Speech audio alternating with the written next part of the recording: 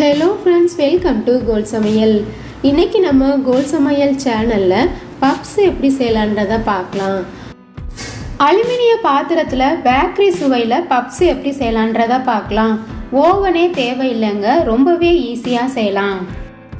கோதுமை மாவு பப்ஸு வெளியில் மொறுமொறுப்பாகவும் உள்ளுக்குள்ளே சாப்பிட்றதுக்கு நல்லா சாஃப்டாகவும் இருக்கும். கோல் சமையல் சேனலை சப்ஸ்கிரைப் பண்ணிக்கோங்க.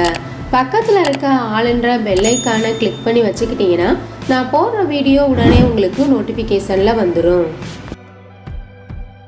ஒரு மிக்சிங் பவுலில் 2 கப் அளவு கோதுமை மாவு எடுத்திருக்கேன். இதுக்கு பதிலாக வீட்டில் இருக்க கிண்ணம் அல்லது டம்ளரில் கூட மாவளந்து எடுத்துக்கோங்க. கொஞ்சமாக உப்பு சேர்த்துக்கணும். 2 ஸ்பூன் அளவு எண்ணெய் சேர்த்துட்டு நம்ம சேர்த்துருக்க பொருட்கள் எல்லாத்தையும் நல்லா இந்த மாதிரி கலந்து விட்டுக்கணும். கொஞ்சம் கொஞ்சமாக தண்ணி சேர்த்து மாவை சப்பாத்தி மாவு பதத்துக்கு சாஃப்டாக பிசைஞ்சுக்கணும். எனக்கு இந்த மாவுக்கு 3/4 கப் அளவு தண்ணி தேவைப்பட்டது. இந்த அளவு மாவு சாஃப்டாக இருக்கணும். மூடி போட்டு வச்சிட்டோம்னா மாவு காயாமல் இருக்கும். அடுத்ததாக பப்ஸுக்கு ஸ்டஃபிங் ரெடி பண்ணிடலாம். கடாயில் 2 ஸ்பூன் அளவு எண்ணெய் சேர்த்துக்கங்க. 1/4 ஸ்பூன் சீரகம், 2 பெரிய வெங்காயத்தை பொடிசாக கட் பண்ணிட்டு வச்சுருக்கேன். அதை எண்ணெயில் சேர்த்துட்டு வெங்காயம் சீக்கிரமாக வதங்குறதுக்காக உப்பு சேர்த்துக்கணும்.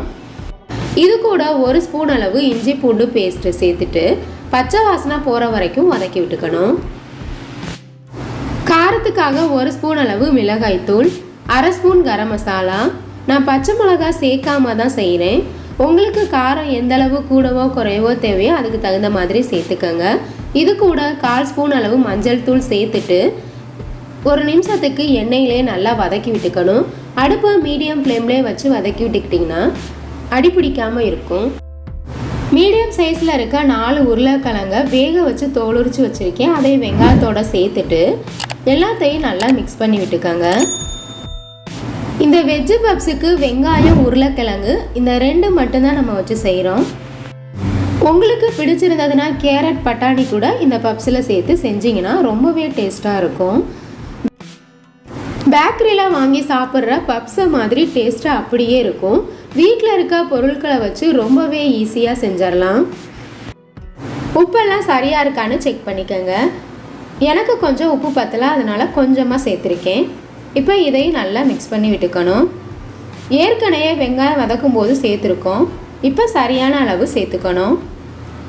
ஸ்டஃபிங் ரெடி ஆயிடுச்சு. இதை அப்படியே வச்சிடலாம். மாவு நல்லா சாஃப்டாக இருக்குது பாருங்கள். இதை இன்னொரு தடவை நல்லா இந்த மாதிரி பிசைஞ்சு விட்டுக்கணும். சின்ன சின்ன உருண்டைகளாக பிரித்து வச்சுக்கணும். இந்த மாவில் எனக்கு 6 உருண்டை வந்துச்சு. பெரிய சப்பாத்தி மாதிரி நான் திரட்டல, சின்ன சின்ன சப்பாத்தியாக தான் திரட்ட போகிறேன். இப்போ இந்த மாதிரி பிரித்து வச்சுக்கணும்.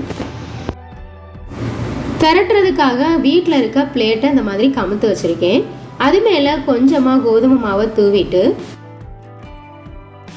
நாம் உருட்டி வச்சுருக்க உருண்டையில் ஒன்று எடுத்துகிட்டு அதை மாவில் நல்லா தொட்டுட்டு சப்பாத்திலாம் நம்ம எப்படி திரட்டுவோமோ அது மாதிரி நல்லா மெல்லிசாக திரட்டிக்கணும். மைதா மாவில் திரட்டுறது ரொம்பவே ஈஸி. நல்லா மெல்லிசாக திரட்டிடலாம். கோதுமை மாவில் அந்தளவு மெலிசாக திரட்ட முடியாது. எந்த அளவு முடியுதோ அதுக்கு தகுந்த மாதிரி மெலிசாக திரட்டிக்கங்க. இந்த அளவு நல்லா மெலிசாக திரட்டிக்கணும். 1 சீட் எடுத்திருக்கேன். அதுக்கு மேலே 1 ஸ்பூன் அளவு எண்ணெய் சேர்த்துட்டு நல்லா இந்த மாதிரி அப்ளை பண்ணி விட்டுருங்க. கோதுமை மாவை மேலே தூவி விட்டுறணும். அப்போ தான் ஒரு ஷீட் இன்னொரு ஷீட்டு மேலே ஒட்டாமல் இருக்கும். நல்லா லேயராக மொறுமொறுப்பாக பப்ஸு கிடைக்கும். இப்போ அடுத்த சீட்டை மேலே போட்டு அதே போல் இன்னொரு ஸ்பூன் அளவு எண்ணெய் சேர்த்துட்டு நல்லா இந்த மாதிரி அப்ளை பண்ணி விட்டுறணும். இதுக்கு மேலே கொஞ்சமாக கோதுமை மாவு தூவி விட்டுருங்க. 3 சீட்டு தான் இந்த வெஜ்ஜு பப்ஸுக்கு நான் வைக்கிறேன். இதுக்கு மேலே உங்களுக்கு அதிகமாக சீட் வைக்கிறதா இருந்தாலும் கோதுமை மாவை தூவிட்டு வச்சுக்கோங்க. இப்போ இந்த 3 சீட்டையும் லைட்டாக அந்த மாதிரி திரட்டி விட்டுக்கணும். ஓர பகுதிகளை கட் பண்ணி எடுத்துருங்க. அப்போ தான் ஒரே மாதிரி இருக்கும். நடுவில் கட் பண்ணோம்னா 2 சீட் நமக்கு கிடச்சிரும். அடுத்ததாக நம்ம ரெடி பண்ணி வச்சுருக்க ஸ்டஃபிங்கில் இருந்து தேவையான அளவு எடுத்து வச்சுக்கணும். நான் 2 ஸ்பூன் அளவு வச்சேன், எனக்கு கரெக்டாக இருந்தது. இப்போ ஓர பகுதிகள் எல்லாத்தையும் எடுத்து இந்த மாதிரி லைட்டாக அழுத்தி விட்டுருங்க. கேப் இல்லாமல் லைட்டாக அழுத்தி விட்டாவே ஒட்டிக்கும். அப்போ தான் பொரிச்சு எடுக்கும்போது பிரியாமல் இருக்கும். இப்போ நமக்கு பொரிக்கிறதுக்கு வெஜ் பப்ஸ் ரெடி ஆயிடுச்சு. நான் ஒரு அலுமினிய பாத்திரம் தான் எடுத்திருக்கேன். அதில் 3 ஸ்பூன் அளவு எண்ணெய் சேர்த்துக்கங்க. எண்ணெய் சூடான உடனே நம்ம ரெடி பண்ணி வச்சுருக்க பப்ஸ் எடுத்து உள்ளே வச்சிடணும். அடுப்பை நல்லா லோ ஃப்ளேமில் வச்சுட்டு ஒரு பக்கம் கலர் சேஞ்ச் ஆகிற வரைக்கும் மூடி போட்டு வேக வச்சுக்கோங்க. ஓவன் தேவையில்லைங்க. நம்ம எல்லார் வீட்லேயுமே இந்த மாதிரி பாத்திரம் இருக்கும். இதில் ரொம்ப ஈஸியாக செய்யலாம். பேக்கரியில் வாங்கி சாப்பிட்ற வெஜ்ஜு பப்ஸு அதே டேஸ்ட்டில் வீட்டிலையே செஞ்சிடலாம். ரொம்பவே ஈஸியான மெத்தட் இது. ட்ரை பண்ணி பாருங்கள். ஒரு பக்கம் கலர் சேஞ்ச் ஆயிருச்சு. அடுத்த பக்கத்தை திருப்பி விட்டுறணும். அப்படியே வச்சுருந்தோம்னா கருகிரும். இதே போல் மூடி போட்டு வேக வச்சுக்கணும். கலர் 2 பக்கமும் நல்லா மாறினதுக்கு அப்புறமா வெளியில் எடுத்துடலாம். பப்ஸு நல்லா வெந்துருச்சு. ஈஸியான ஸ்நாக்ஸ் ரெசிபி. கோதுமை மாவு பப்ஸு உங்களுக்கு பிடிச்சிருந்ததுன்னா மறக்காமல் ஒரு லைக் கொடுங்க ஃப்ரெண்ட்ஸ். வீடியோ பிடிச்சிருந்ததுன்னா கோல் சமையல் சேனலை சப்ஸ்கிரைப் பண்ணிக்கோங்க ஃப்ரெண்ட்ஸ். உங்கள் ஃப்ரெண்ட்ஸுக்கும் ஷேர் பண்ணுங்கள், கமெண்ட் பண்ணுங்கள். பக்கத்தில் இருக்க ஆளுன்ற பெல் ஐக்கானை கிளிக் பண்ணி வச்சுக்கிட்டிங்கன்னா நான் போடுற வீடியோ உடனே உங்களுக்கு நோட்டிஃபிகேஷனில் வந்துடும். Thank you friends.